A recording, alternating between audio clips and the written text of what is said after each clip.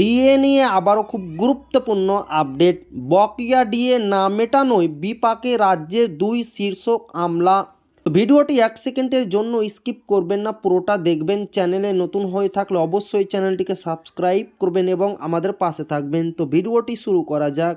Supreme কোর্টের কড়া নির্দেশের পরেও বকেয়া ডিএর 25% না মেটানোয় আদালত অবমাননার মুখে পড়লেন রাজ্যের মুখ্য সচিব ও অর্থ সচিব।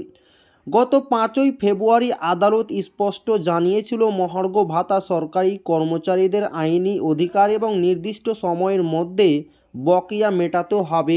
কিন্তু 1 সপ্তাহ পেরিয়ে গেলেও রাজ্য কোনো পদক্ষেপ না করায় মামলাকারীরা এবার সরাসরি দুই শীর্ষ আমলাকে আইনি নোটিশ পাঠালেন।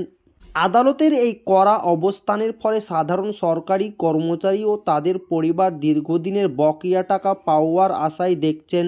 অন্যদিকে রাজ্য সরকার আইনি জটিলতায় পড়ায় প্রশাসনিক স্তরে বড়সড় আর্থিক চাপের সম্ভাবনা তৈরি হয়েছে। নির্ধারিত সময়ের মধ্যে টাকা না মিললে আমলাদের ব্যক্তিগত জবাবদিহির মুখে পড়তে হতে পারে, যা রাজ্যের প্রশাসনিক কাঠামোয় নজরবিহীন প্রভাব ফেলতে পারে। তো এই ছিল ডিএনএ খুব গুরুত্বপূর্ণ আপডেট, যা আপনাদের মাঝে শেয়ার করলাম। তো আবারও দেখা হবে ডিএ রিলেটেড খুব গুরুত্বপূর্ণ ভিডিওতে।